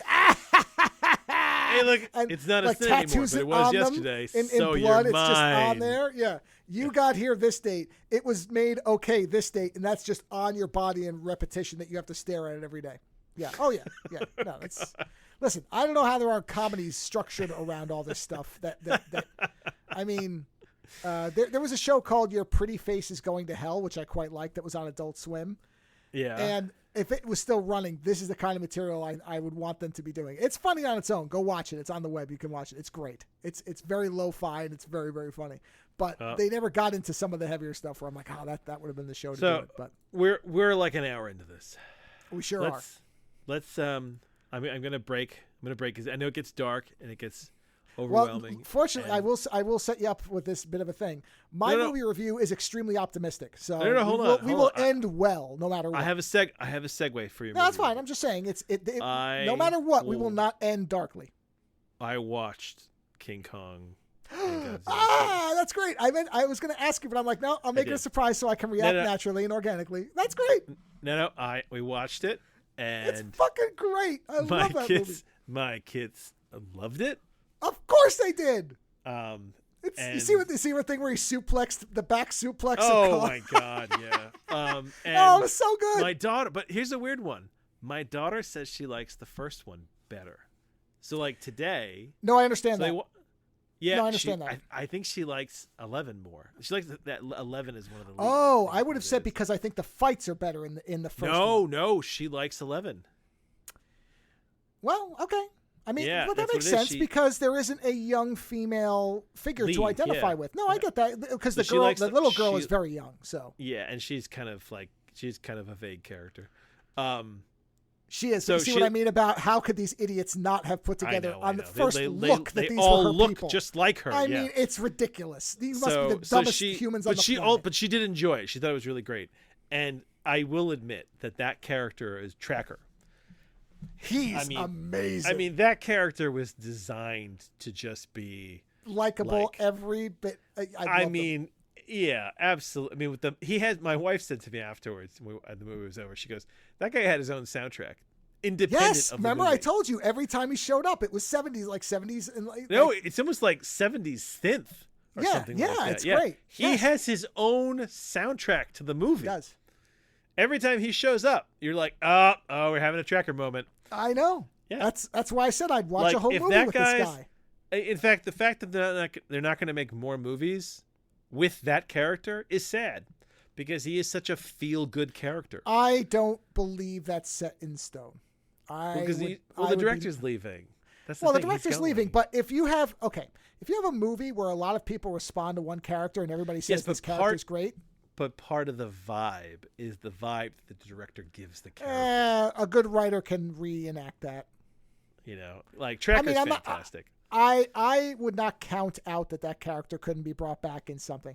I would prefer a series. I would prefer a series where he's just jumping around and helping out Titans. Yep, he's a just kaiju of the month, man. He's like, what do you call it? The Incredible Hulk. He's going from town to town. Oh, we have a sick monster. And it's not attacking anybody, but it's it's lashing out. Go and give it a shot and extract its ingrown toenail. And it's like Dr. Monster MD, and he just bounces around. Yeah, Doctor. Oh, that would be perfect. I would watch Dr. Monster MD. So would I. I said that. That'd be fantastic, especially with that soundtrack. Yes, it's tailor made. It really is. He is. I mean, if there was ever a character that was tailor-made to just be a feel-good character. But you see, when I talk about that part where Godzilla sees Kong, he's like, no. He's like, fuck you. And he just... Oh, yeah, he put the hands up. He was like, no. Yeah. And Godzilla's just Godzilla like, says, no. You don't stop me that way. And he's just fucking... And the other thing about the pyramids, too. You see how he pops out? And you're like, okay, listen, they're going to keep the pyramids intact. And he just... When they go zero-G kaiju fighting, that might be the pinnacle of the movie for me. It might be. When suddenly there's no gravity and everyone's just like... Fucking kaiju are floating, fighting over boulders and kicking the shit out of each other. It's great. Like, so it's as far as a monster fest. Yes, you are correct. It's perfect. It is damn near big, perfect. Dumb American monster fun, and that's fine. And fine. We saw we saw the ad for Godzilla. Was it minus one? No, minus one. Yeah, minus one. Yeah. So we saw the ad come up on Amazon, and my daughter was like, "Ooh, can we watch that Godzilla movie?" And I'm like, "Okay, you have to understand." I was like, when the Japanese Godzilla movies are different. Yeah, it's like it's they're not a the good same. Time. The American ones are popcorn smashers. I was like, these are more, And I was like, it's because, listen, when you've been at the business end of an atomic bomb, it changes culturally, it changes the way you envision these things. Well, and that's I don't know. I don't think I mentioned this. No, I didn't. I didn't think about this until after we discussed it on the show. But that's because if you remember in the movie, they talk about that his power has changed because he's fused it with the other thing. Yeah. So that's why he's pink now. So it's not just atomic anymore. Yeah. And I wonder if they're trying to move the American one away. He's absorbing solar energy that's trapped. Yeah. I think they're trying to move him away from the pure nuclear stuff because they realize that for certain audiences, that's not fun in games. That's, my grandparent was incinerated, so maybe we shouldn't have, silly zero-G nuclear power. Solar seems to be so much more powerful at this rate. Well, yeah, I mean it is ridiculous. And also, But you know what? I thought there are no more monsters after King of Monsters. There's fucking kaiju everywhere. No, and there always were. That's the thing is you just make them up. I mean, a lot of even in the classic movies, a lot of them were just Godzilla suits that they glued new stuff onto. Yeah, Godzilla's just killing his way through shit. He's the best. That's what I love about him is at this point they've basically acknowledged that he is the apex of the planet. Oh, he is. Yeah, and when he comes through the portal with King Kong, I mean, that is the other great moment of that. There's three moments in that movie that I really enjoy. Like, there's lots of good moments in that movie, but the three that I thought were most funny was when they first come out of the gate and Godzilla and King Kong come running, and you're like, oh, okay, here it goes. Yep. When and then when they do the zero-G kaiju fight, which you didn't tell me about that, so I wasn't ready for it. No. I didn't specifically point that out. So when they went zero-G kaiju, I was like, "Oh, okay, this is a whole new level." And then when Tracker shows up with the herd of electrified bats, and he's got the music going, and it's like he's just flying in and flying around. I'm like, "Oh my god, this movie!" I told you, it's a Warner Brothers cartoon. It just has become Bugs Bunny. It's just nonsense. Yeah, except Tracker is Bugs Bunny. Well, I know, but that's what I mean. Is it really is? Yeah, actually, just cartoon. Tracker is Bugs Bunny, and the podcaster is Daffy Duck. Yeah, and I found him far less annoying in this because of his relationship with Tracker. Because of Tracker. Yeah, right. That's what I'm saying. Is he nullified the annoyance I had, and that's what I mean about the reason. The humans are better in this movie. I understand what your daughter's saying, but in the last movie they were more annoying. But the monsters were better in terms of, in King of the Monsters, there was more of them. I wish there was more of the kind of headline ones. Yeah. And then in Godzilla vs. Kong, the first one, but you know what? Humans were still too annoying. It's very funny because Joe was going on about Space Godzilla last podcast. Yeah. And not a couple days after that, Sideshow released the images of their new Space Godzilla statue. Which is great, but it's too big. It's impressive. How big is it? It's huge. I have nowhere to put that. Is that 14? I thought it was only 14 inches. They have a picture of the person for comparison. Hold on. I thought it was 18 inches. Is it 14? Hold on. Let's see. Does 4 inches really make that much of a difference? If you look at the base, yes. Yeah, look at the base, not the height. You know what? The base. Listen. I have the. Yeah, look at the image of the person holding that thing. I have the human scale Godzilla shoulder. What do you call it when his shoulders up? Oh, yeah, I know what you mean. Yeah, I know the one you're talking about. Yeah, I have the Godzilla that's basically scaled down to human size statue. Yeah. That's like from the chest up. I have that in my office. My wife got that for me ever since I had that dream about her. And that thing is massive, and it's like it is a centerpiece of my office. And honestly, because it's in the middle of my office, it has been. I mean, Godzilla and I have become very familiar. Sure. You know what I mean? It's just a very funny thing to me. Because when I first got it, I was like, man, this thing is pretty vicious looking. And then after a while, you're like, hey, Godzilla, I'm back in my office. How you doing? I also think it's made of plastic. Oh, is it? It's not resin? They don't point out what it is, and normally if it says, it'll say polystone. Yeah. And just looking at it, it looks rubbery to me. It doesn't look like a painted polystone. So I have to admit, honestly, I have the little cutesy version of him, and I think it's better than this, even though it's very small. I think it's. I don't get me wrong. This is an impressive model. It is hilarious. It's always hilarious to me when we talk about these things, and then a day later it pops up. Yeah, there's a little, I guess what they call a chibi version of him that I got from Sideshow, which they don't have in their site anymore, which is really weird. But it's fantastic because it's like it's the ridiculous little proportions of it. Yeah. Jeez, where is that little thing? Huh, that's weird. I can't even find a picture of it. Sideshow did have it, and it's not even listed on their site anymore, I guess because they don't sell it anymore, but that's really weird. How come I can't find him? Maybe, you know what it's called? I think they call it Super Deformed. Super Deformed, which would seem like a maybe not great term for things, but I think that's what they call it. Well, I'm just saying. Okay, wait, that's really strange. I can't find any images of it anywhere. I mean, I have it. Oh, there he is. There he is. I found him. Godzilla. Let's see. Here he is. Oh, well, okay. Okay, this is the other one. This is Godzilla himself, which I also have. Where is Space Godzilla? This is really bizarre. How can I not find any images of this guy? I bought him. Off the site. Wow. They do that. God, they pull shit off. Boy, they ghosted him. Look at that. Huh. Yeah, it's a little like, it's one of these deformed ones. That's what they call it. I hate to say that. But it's like they made these little series of cutesy ones. The with ones that almost head. look like, yeah, they're kind of like squashed, thick little bodies. Yeah. It's almost like a what do you call this thing? Little pop guys. Yeah, kinda. Yeah, but really nice. I mean, they made a nice version of it. But that's really, defo reel. That's what they called Godzilla. Jeez, there's some mad terms. They call it defo. Here they are, and there's a bunch of them. Where's Space Godzilla? Because he's got the great big shoulders. There he is. Look at this little guy. Oh, he's adorable.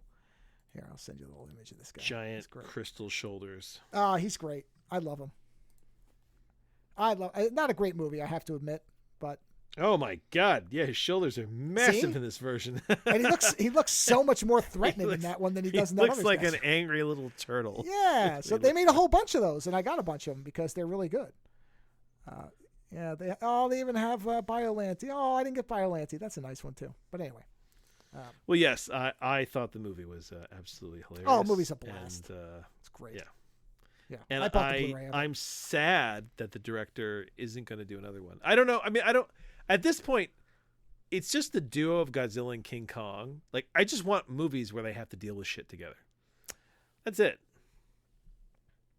Yeah, I'm fine with that. I do want another Godzilla by himself movie because they keep having to invent these ways for him not to just cut Kong's head off immediately. You want a movie where Godzilla is the lead, is what you really want. Yes. I want, it's like I said, there's a lot of monsters because Ghidorah is, or is it Ghidorah? I can never remember what you're supposed to say. Whatever, Ghidorah, I'm going to call him Ghidorah.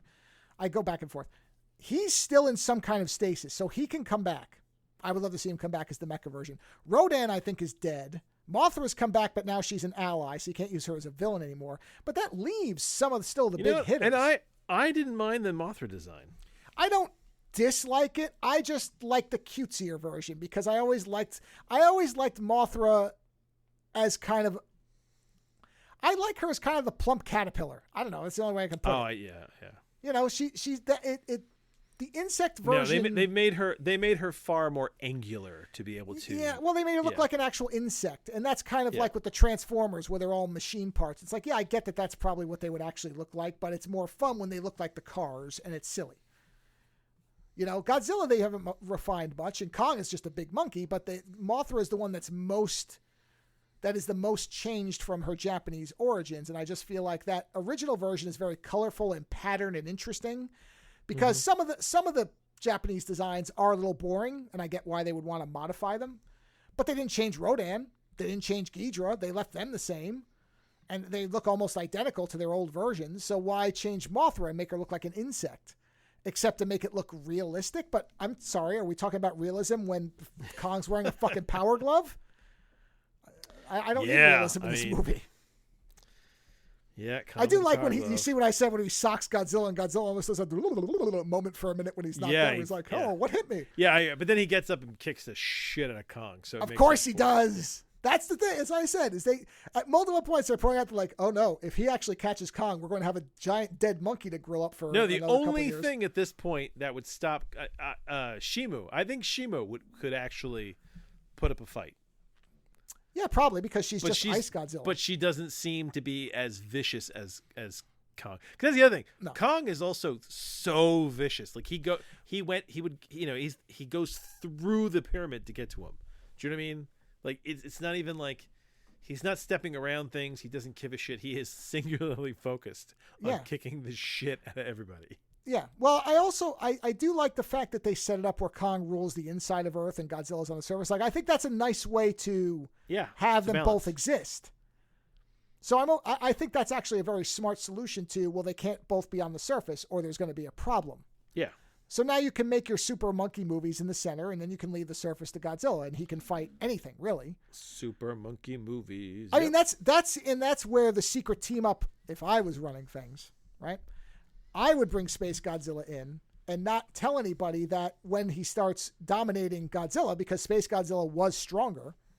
And when Godzilla's in real trouble, that's when there's a portal opens up and Kong comes out with the power glove, and then they start wailing on. Basically, I would have Kong break the crystals off his shoulders and stab him with them. I would totally have it so that it's not even that Godzilla goes to Kong for help, that Godzilla falls through one of the portals half dead. Or Kong senses it. And something's going on. And then Kong basically has to like hang out with Godzilla till Godzilla is functional. Then you can bring Tracker in, which will be fun. Oh, that'll be all right. Tracker has to get Godzilla back to speed, and actually, then the two of them. The way I would do it is I would have it where, because Space Godzilla has crystals on the shoulders, right? Yeah. And inside of Hollow Earth, there's crystals everywhere. The crystals start having problems, and Kong knows something's wrong. And he comes up just as Space Godzilla's about to kill Godzilla, and he drags him through a portal. And then it's kind of like Superman 2, where Zod's running things for a while and he's just dominating the whole, he's just like stomping on people. Meanwhile, down inside, Kong, because he's linked with the psychic girl, he's like, hey, beep, beep, beep, beep, beep, like Aquaman style.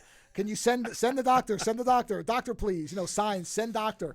Dr. Monster, send Dr. Monster quickly. Miri or whatever her name says to her mom, is like, send a doctor right away. And then you hear fucking Immigrant Song, and in comes Tracker with, I don't know, a skeleton, or he encases him in Mechagodzilla armor. So he's like Batman fighting the Predator, where he's got the super suit on just to fight him. And then the two of them, wail on Super Space Godzilla and break his crystals off. Like, there's a really easy way to do this. I'm available if anybody wants me to direct this. It's not that hard. I'm sorry, it isn't. If you just need a cartoon, I'm your man. It's easy. So it can be done. Wait, did you see they're doing The Watchmen as an animated series, the whole thing again? Well, they're doing it as an animated series, not a motion comic, which I'm fine with. Yeah. Because if they do it in the style of the comic, that could be really good. If they imitate the style. I don't know if they're imitating it. It almost sounds like they're modifying it a little bit. But either way, I thought that was less interested. I was interested in the fact that they were going to do it. Yeah, but also why they felt the need to do it, because it does feel soon, doesn't it? That's an interesting question. Oh, there's a trailer out. Hold on. Let's see. What's the trailer showing? Oh, jeez. Okay, I don't need to blow my ears out. I'm watching it now. Okay, yeah, they've modified. Well, okay, this isn't. No, they did imitate the style. Did they? Oh, okay. Yes, they did. Now, okay, they basically applied. They've imitated it, but they've also added some. They kind of did what Ghost in the Shell, the series did, where they've augmented certain things with 3D, but they've also. Have you not seen the trailer? Here, I'll show you. I'll send you the trailer. No, I haven't. It's good. This looks promising. No, I like this because this is. What's missing are his little detail lines, but it does feel like they've kept the simplicity of his kind of. The faces and everything. This does not feel like a transformation. It feels like they're using his art as a base. Wait a minute. Did they make, wait a minute. Okay. They may have changed one thing. Is Dr. Manhattan black now? He looks black. What do you mean? Did they? It looks like, what's his face? He's blue.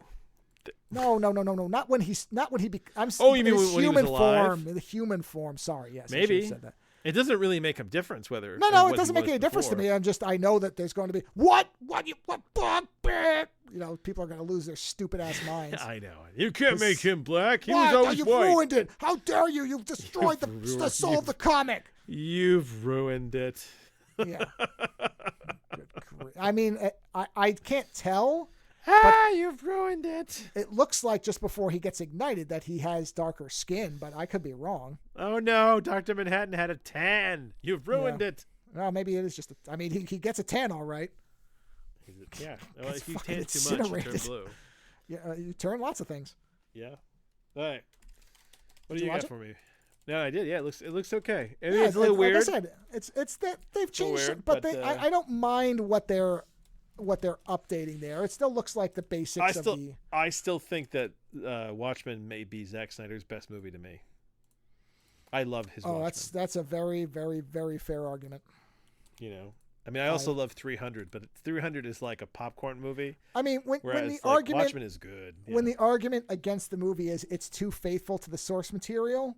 No fucking way. It's great. Yeah, I'm okay with that. Listen, and the thing is, I talk a lot of shit about Zack Snyder, but Zack Snyder is a great movie maker. Watchmen is an amazing movie. Yeah, I mean, the only other ones in contention are really kind of like 300 is the only other one. 300 is awesome, but not as good as Watchmen. Yeah. Yeah, I mean, I'm thinking about it, and what else? Because you don't like Sucker Punch, right? You're not the biggest fan of that one? Okay, Sucker Punch is... If you remove all the action sequences from Sucker Punch and watch them, that is a really well done action short film. But the rest of that movie is terrible. Yeah. Have you ever watched that? The action cut? No, I couldn't make it through the original. Oh, okay. You're right. So find... I'll look for it. If there's an action cut, there's people who've done this. They've taken all the action sequences out, right? Yeah. And they've just stitched them together. Okay. If you watch those... That is a really great action short film. Well, that makes sense because that's his skill.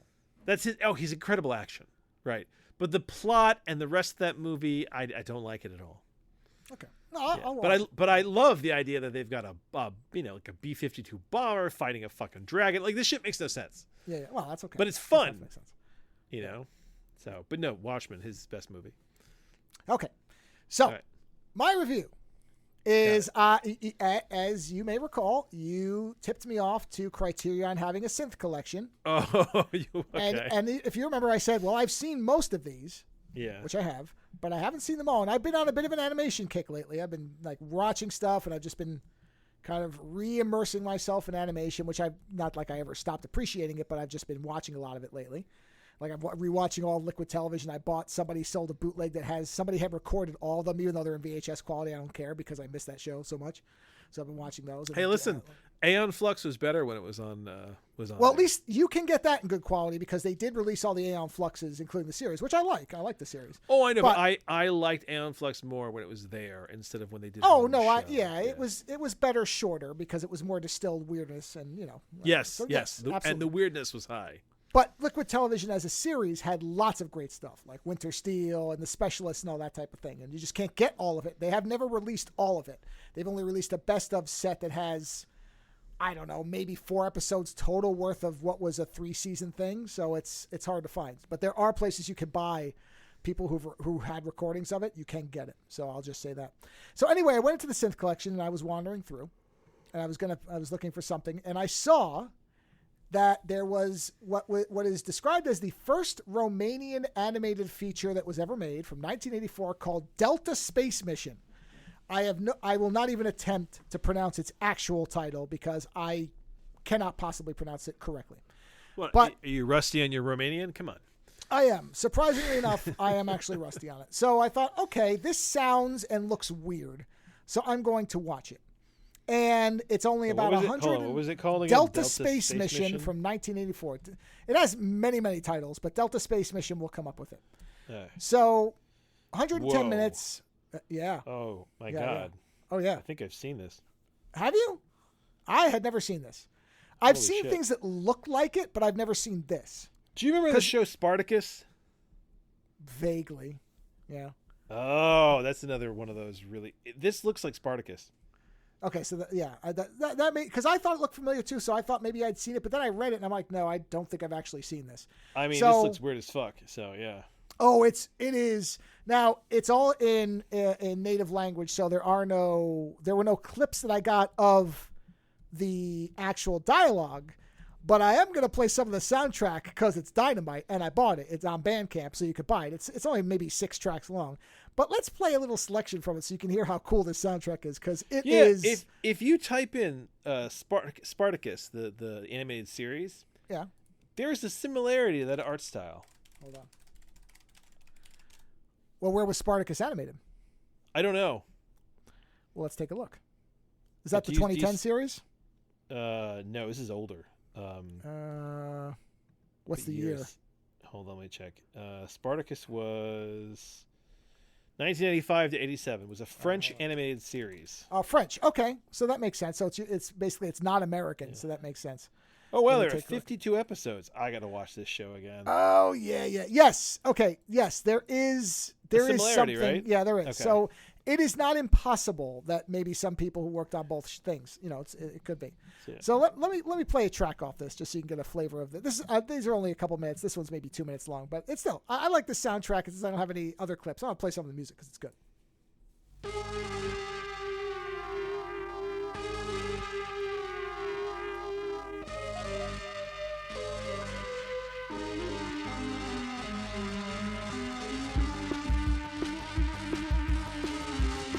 This is a great title theme. As soon as I heard this, I'm like, oh yeah, I'm watching this even if it sucks.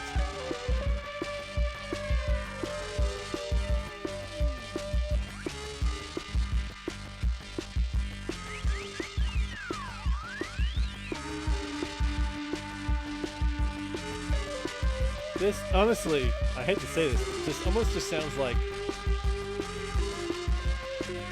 techno Romanian music. Well, yeah, but from '84, it's unusual for its time. No. It's fun. I'm just saying that's what it reminds me.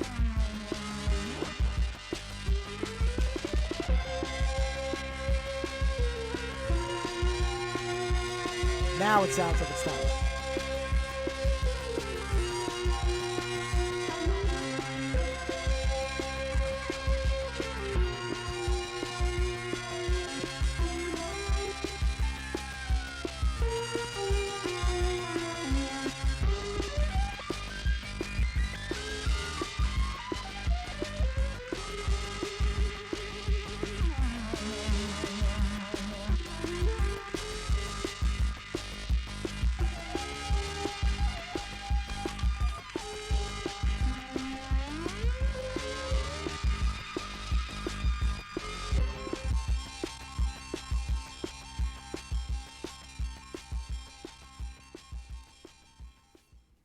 Right. So the music's great. That's right off the top. As once I heard the music, I know I was into it. But so the story is pretty much it's a very simple story, but it's got interesting elements in its simplicity. So going back to the Star Trek thing we were talking about at the beginning, it's the year 3084, right? And we start off and it's Earth, and Earth has built this gigantic independent space station, like a space station that will both have its own AI running it and also people on it, called Delta Station. And they're preparing to launch it because at this point, the planet has become a utopia. You see people of all different backgrounds, all working together. There appears to be no inequality, no nothing. There's no war. Earth is a paradise. It's so funny how when forced to envision what a future utopia looks like, people often can envision it quite easily. Oh, yeah. And Absolutely. Yet, so many people work against it. Anyway, go on. Yeah. So basically everybody's unified and everybody's happy because the station is, and there is intergalactic communication because an alien reporter named Alma is visiting Earth to film the launch of this station. And she's welcomed and everybody's like, hey, how you doing? That's great. Hey, come on in. Right? So there's no intergalactic war. We're okay with aliens. We know about them. There's nothing special. We have no problems. Is the journalist the blue one, the blue alien? Yeah, with the wavy hair and the weird alien eyes. Yeah. So she's there to film it. And at one point they're like, well, let us show you our super intelligence computer that we're going to install that will run Delta Station. She's like, oh yeah, let's go look at it. And so they go over to see it. It seems like a great idea. Well, there's interesting parts of the way this movie handles this. So the thing is there, the computer. It's kind of it's basically that was more commentary on the, hey, let's put the AI in charge of our whole base. Well, no kidding. This is both a cautionary tale, but also an optimistic version of what that would look like because it's kind of simultaneously both. So it looks like the ball that drops at New Year's in New York City. That's kind of what it looks like. Okay. And they walk in the room with it, and the scientists are like, "Here it is. This is our super intelligence." And almost like, "Wow, that thing is beautiful. That's a wonderful looking super intelligence." And the computer. I mean, that's literally what she says. She says something about it, and the super intelligence hears her and thinks, wow, she's beautiful and she likes me. So is this what love is? Like it starts to internalize that what she's saying about its structure. Oh, geez. It's having a crisis. It forms a crush on her. That's the best word for it. And so they install it. Having a space station with a crush is a bad idea. Sort of. It's like I said, we'll get to it. So they install the machine and she's like, oh, can I come with you? Can I film this? And they say, sure, why not? Come on the station. So they get in the station. And as soon as they launch it and the supercomputer is brought online, it starts saying, but I don't think they can hear where it's saying, Alma, you and I will stay together. You know, you love me and I love you or something along those lines. And so it starts sealing the station off. But because they can't hear it, they don't realize it's trying to seal them away and seal Alma in. And so they think something has gone wrong. And they're like, we have to get out of the ship. And so the systems start flipping out and they think they're in danger and they just barely manage to get out. At which point the space station vanishes. It just disappears, Event Horizon style.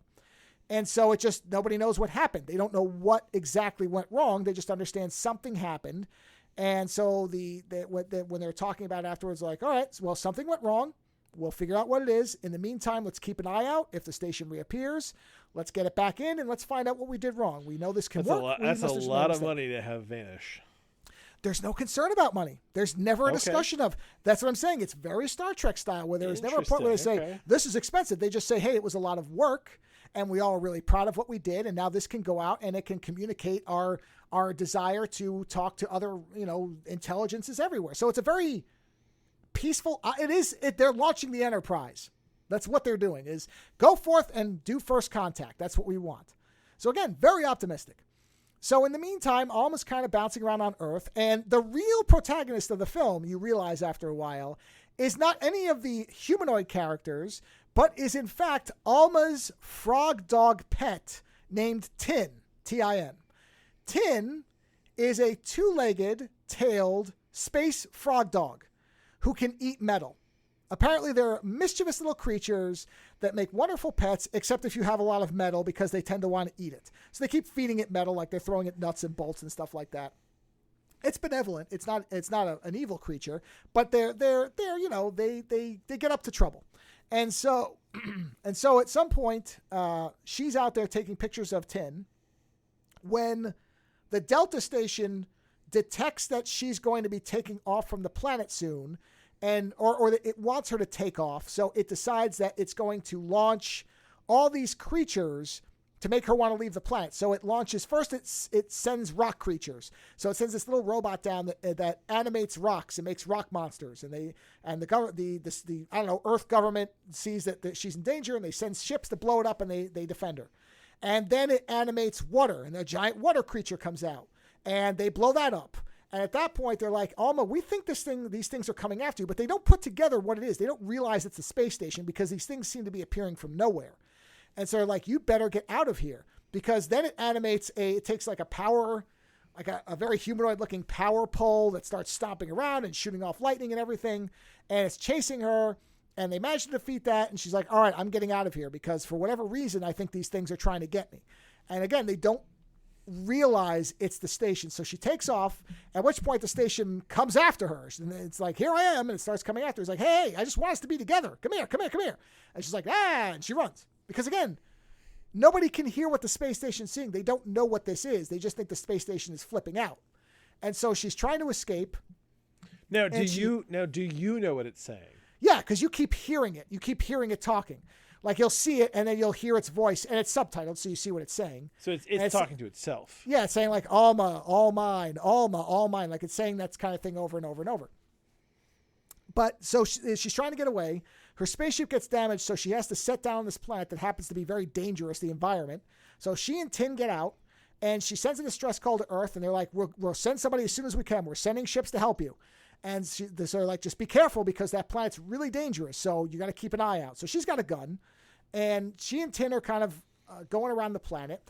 And for a while, they're just dodging things that are on the planet, which you realize after a while, this is just because the animators wanted to make all kinds of weird stuff.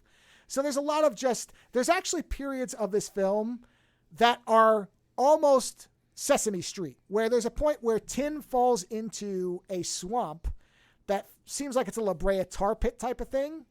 And he's about to die, at which point alien seals, I don't know what else you could call them, because they bounce him off their noses. They're like nuzzling him and they're bouncing him around. And the music that's playing is like, it's silly music. So it's almost like a comedy. Nobody dies. There's no deaths throughout the whole movie. There's nothing adult. Any child could watch this and might actually be very entertained because the variety of art that's going on in this thing, there's so much color and so many weird creatures and different things happening that even if a child didn't know what was going on and couldn't follow it, even with subtitles, I think kids would watch it because the music is very energetic and kind of bouncy. There's these comedy bits with Tin, like I said, where he's being bounced off these creatures. Tin comes off as this very comedic character, and yet he saves the day every time. His ability to eat anything is really what ends up saving everyone. So there's a whole stretch in the middle where two of the human beings land and their ship gets melted by the space station because it sent robots down, and the robots are chasing them and they're shooting at them and there's laser blasts, and they realize that they have to get on board the station. That the station is they can't figure out why it's doing what it's doing. So they're like, well, the only thing we can do is try to get on the station and get control of it, and we can bring it back to Earth because we're stuck here otherwise. So they managed to salvage Alma's ship because it crashed in muck, but it was actually fine, and they managed to drag it out. And they get into it, and they fly into the space station, at which point there's a Alma puts together that the space station somehow wants her. And so she decides, okay, I'm just going to let it capture me because it's not trying to hurt me. So I don't know what it's trying to do, but the only way to make this stuff end, because it's trying to attack other people, even though, again, nobody dies, is, all right, I'm just going to let it capture me, and I'm just going to talk to it, because I don't know what's going on, but until I'm there, it's going to keep sending ships, it's going to keep causing these natural disasters, it's going to do all this stuff. So she lets herself get caught, and she's sitting there, and then the human beings are like, all right, we'll send Tin into the heart of the station and let him chew through the power wires. So we'll distract it until then. So they let themselves get captured, and Tin's like rooting down into the center of the space station. And so Alma's there, and the humans are there, and Alma says, okay, what is this about? And the space station says, well, when we first met, you said I was beautiful, and you thought I was a brilliant thing, and that, she says, I don't remember what her exact quote is, but she says something like, I could look at this all day. And so he says that back to her. He's like, you said you could look at me all day. Isn't that what love is? Isn't that what you were saying? And she says, oh, I understand. You took what I said and you thought that meant that there could be something between us, but there can't because you're a machine and I am a living being. So yes, I admired you. You are brilliant. You are wonderful. And he says, okay, yeah. So I'm then better than any human being you could or any living being that you could be interested in, because you said I'm beautiful and brilliant, so I must be perfect. Therefore, I would be better. And she says, no, it doesn't work like that. It's not about perfection. It was admiration, but it wasn't love. You're not capable of that because they didn't build you to be able to do that. You're imitating it, but you can't actually know what that is. And so the machine just can't figure out why it can't realize what love is. And that's the point where Tin chews through the power and basically shuts him off. And so Alma says, I'm really sorry. I'm sad that you can't know what it is that you think you know, but you can't. Maybe at some point they'll build a machine that can, but you were not constructed that way, at which point he powers off. And then the movie basically ends as far as they'll figure out what they did wrong and make sure that they repower it on without this defect where it thinks it can act like a human. And then it ends and everybody's like, okay, everybody got saved and we'll fix the problem. Yay. Da, da, da. But there's like this sadness underneath it that the machine wanted to be more and can't be. But it's not really heavy that way unless you're really paying attention. Like I said, a child would not even pick up on that. It would just weird space creatures and alien people bouncing around. And, it's only... It is really sad, though, because... Right, it is. There's almost this... They're saying, oh, no, you can't really understand what it is to feel that. And the AI is sitting there going, but how do you know what I'm feeling? Right. Yes. Yeah, that's what I'm saying is an adult watching it will pick up on that. That's right? Like... That is like someone. It's like you telling someone you love them and them saying, no, you don't understand what love is. You just think you know what love is. You don't.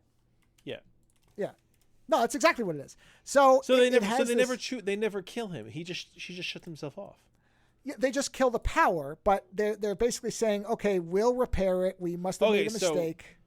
So he doesn't shut himself down. The no, AI doesn't shut itself down. Tin chews through the power lines. Got it. So he basically goes into a power-off state. He's not dead because they specifically say, they're like, all right, we'll figure out what we did wrong. We'll make sure that we'll repower it on once we've identified the defect so this can't happen again, which to me means that they'll figure out why it thought that it could be in love, and they'll basically reprogram it. So it will operate as an onboard computer like it was intended to be. That's the only way I can infer the ending to be, because they basically say they don't shoot it or anything. It's still there. They just basically unplug it. And then they're like, all right, we'll bring the station back and we'll fix it. And then the end of the movie is like, da-da-da-da-da-da, everybody's alive and nobody died and la-la-la. And that's it. Yeah, at the end of the day, it's kind of a double-edged sword. On one level, you kind of want your AIs to be emotional enough that they can empathize and understand the creatures that have constructed them. But on the other hand, do you really want your AI gods to be angry and mean-spirited and have favorites? Right. Yeah. I mean, that's effectively that's pretty much the secondary or tertiary story of the movie. Because again, if, at a certain age, you're not going to understand that, because this does come across as very Hanna-Barbera most of the time. And a child would rationalize it with no problem, just going, oh yeah, it was a robot and it misunderstood something and they're going to fix it. And, they wouldn't think about what that actually means. But as an adult watching it, you go, oh yeah, because she does say, I'm really sorry, that you had this misunderstanding. But there's also this very hard edge where she's saying, no, you are incapable of this. And there's no reason to think she's lying. Maybe it was a defect, you don't know, but to the machine, it basically, they imitate the thing from 2001 where he's singing Daisy as he's pulling the memory chips out and he just kind of goes, oh my God. They did the same thing. That would have made that movie so much better if it was like, Dave, I love you, Dave. Oh my God, you got such nice eyes. Yeah. So man, that would have made that a much weirder movie if Hal had been in love with Dave. Oh, it would have been. Well, there's no reason to think maybe he wasn't. We really don't know what Hal's actual drive was, but and they do kind of get into that in 2010 where they're talking to the creator of Hal and about all that stuff. So they sort of delve into it later. But in terms of this movie, it's really interesting because the art style, again, there's all this really beautiful, weird.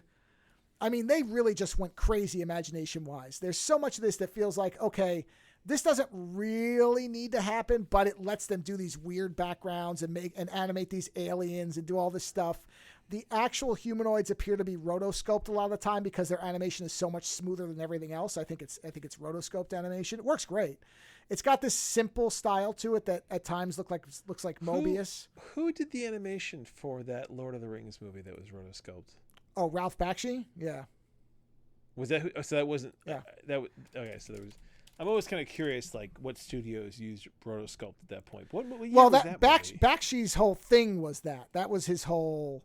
That one. That was 80. Let's see. Where is Hobbit? The Hobbit. It's not Hobbit. It's Lord of the Rings. Well, yeah. Well, but it. Sorry. Lord of the Rings. The first one. Because they did a Hobbit movie. 78. And that one was like. That's it. There you go. Yeah. They did a Lord of the Rings movie, but that was like properly animated. Yeah. No. Sorry. Yes. The Lord of the Rings. Ralph Bakshi was 78, and that's the one where they. There's some terrible rotoscoping in that. They're good and bad. It's good and bad. I know, but there are some badass moments in that movie. There are. I mean, there's a whole, I watched a whole 2-hour video about all the stuff that went on with that. I mean, it was never proper. He was never allowed to do what he wanted to do. And so, as is mostly the case, when they pull all the money and they say, you can't do this, well, you're going to end up with a very compromised film. And plus Bakshi's a fucking lunatic. So the idea that he was ever going to do what I'm sure they wanted it to, it was never going to happen. Bakshi makes weird. Did he do other animated movies? Cool World, Fire and Ice. No. Did he yes, do, same guy. Fire and Ice. Yeah. Yeah, cool yeah, World. yeah. Fritz the Cool Cat. World is an interesting Wizards. One, yeah. Okay. Yeah. Yep. That's what I'm saying. This is the guy that you thought was going to do a straightforward Lord of the Rings. I mean, if you just watch Fritz Cool the Cat World Wizards. was his last movie, wasn't it?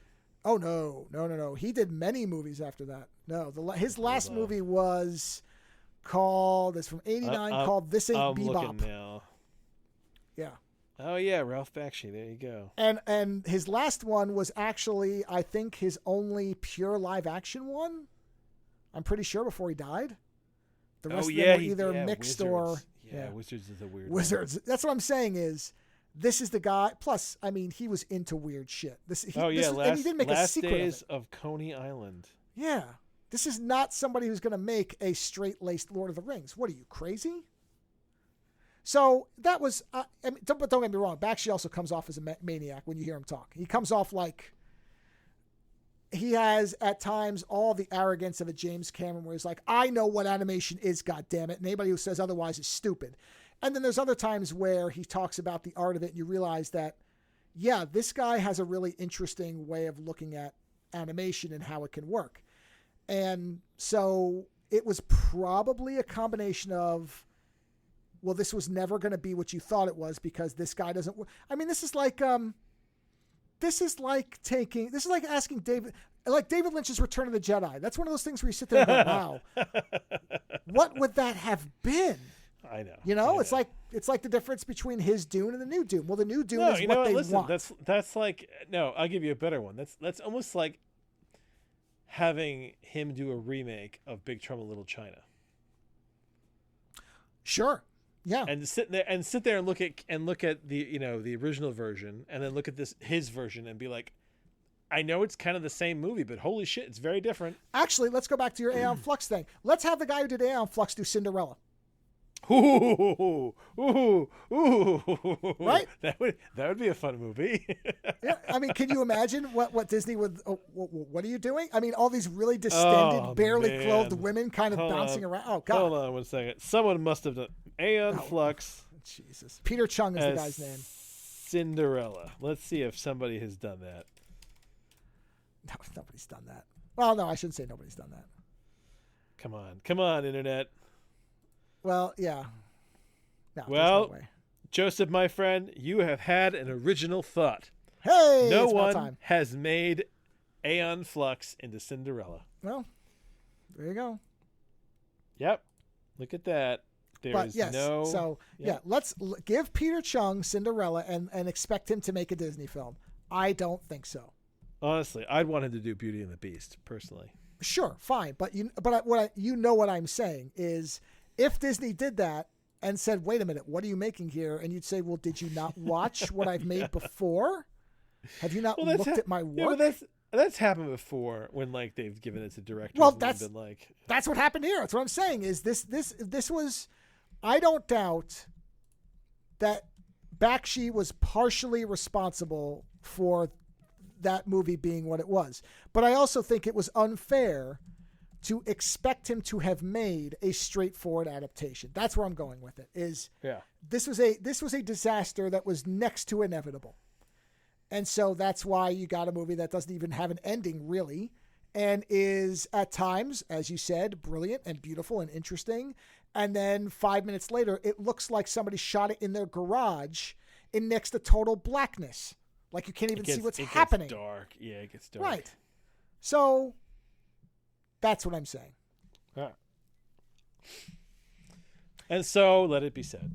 And so I would say Delta Space Mission, if you're an animation fan, and particularly if you want to see, something that's not American and not Japanese, because there's plenty of that stuff. You can find great examples of that. But I really like this. I feel like it's fun. It sounds like a fun idea. And it's got a killer soundtrack. I bought it. I really like it. It's got this kind of really... Did you buy the Godzilla Kong soundtrack, by the way? No, I didn't. I just want those tracks so I can drive around like tracker cool. Buy it. I'm gonna go find those songs. Just the ones. Just the one. Yeah. The rest of the soundtrack is boring, but like when he pops up, it's great. Oh, I'm sure somebody has a playlist of that you can just get. Yeah. I guarantee it. I mean, you know what they did. So yeah, Delta Space Mission is a lot of fun, and you can rent it. It's on. It was part of Criterion, so I watched it as part of that. But it's also on Amazon for $3. Was this part of the synth collection? Yeah, it is. That's why I saw it. Yeah. Interesting. Yeah. Okay. That's what I was saying. Is you said to look at that, and that's what I saw, and I went, oh, okay. I didn't realize there was an animated one when I first saw it. Actually, I think I thought it was Forbidden Planet at first, which I've seen. But then I realized, oh no, it sort of has a similar thumbnail, but no, this is something else. And when I saw that it was Romanian, I thought, okay, well, I really am interested in foreign stuff because generally they have a different way of looking at things. And that was the case with this. This was a very specific type of utopia. And it was interesting that it's, yeah. It for some reason makes me think of what was that the Luc Besson movie he did that was based off a comic on this big space station? Oh, what was it called? Not Syntheria. What was it called? That was a big space station. Yeah, Luc Besson did it. It was the It was the big space station movie. It was Valerian. I was going to say the Valerian movie. Okay, yeah, Valerian, right. That is a non-American vision of this future with this super space station. Everybody lives there, and it's like Yes. Yeah. Yeah, I can see that. I mean, there were a couple things I thought of when I saw this. Here's an interesting question for you. Is Star Trek un-American? Well, it's communist, so yeah. Ooh, there's something to end the show on. Well, I mean, it is. Well, not to mention the Federation of Planets. It's not American centric. And let's see, Jean-Luc Picard is not American. Let's see, DS9 delves into racism. I mean, certainly racism is American, but tackling it like that, not so much. Let's see. Well, you know what? You're right. Star Trek is responsible for the first interracial kiss on TV. There you go. See? Wow. Star Trek is un-American. Yep, it is. Is that because it aspires to idealism? Well, because ultimately its vision is one of non-capitalism, integration, and peace. Therefore, un-American.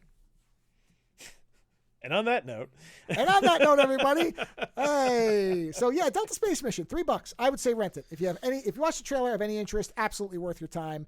And the soundtrack's on Bandcamp, or watch Godzilla Kong, because now Joe and I have both watched that now, and it was hilarious. So. I said that last show, so I'll just reinforce. Yeah, no kidding. Go watch Godzilla. I'm saying, but if the movie can pass muster with both of us, it's a blast. It's just a pure blast. Now, and Delta Space Mission is similar, except it's animated. That's all. Oh, there you go. It's just fun. So whatever you choose to watch, have a great weekend. Oh, by the way, this is show 900. So we are now in season... Is it really? Yeah, this is show 900. So now we're in season 9, which I have realized, because I do every 100 episodes to me is a season. That's how I look at it.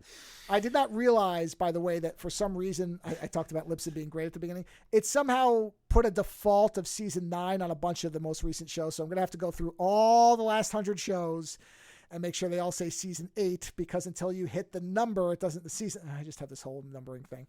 So they're all right in my thing, but they're not right on Libsyn. So if that seems confusing, sorry about that. But yeah. Season 9, 900 shows. So only 100 more till we hit 1,000. Jesus Christ. That will be 2 years from now, 52 weeks in a year. So yeah, a year and a half from now, whatever it is, something like that. Yeah. Wait, no, sorry. Yeah, 52 weeks. So it would be a little over 2 years from now. So 2026, June, July, somewhere in there. So summer of 2026 should be episode 1000. And I'm sure we'll do something just as special for that one as we've done for this one. So look forward to that in a couple of years. Who the hell knows what else will go on in the meantime?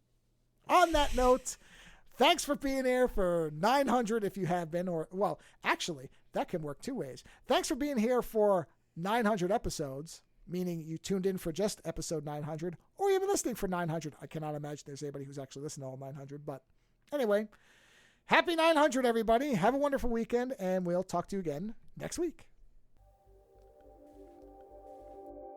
Visit OzoneNightmare.com to subscribe to new episodes, browse through our back catalog, or to find links to support the show. Follow @OzoneNightmare on Twitter for the latest episode postings and other show information. If 280 characters just isn't enough, you can always email us, theozonenightmare@gmail.com. The opening theme for the show is provided by Heartbeat Hero. The closing theme is provided by Ogre. Please visit and support these artists using the links in the show notes for each episode.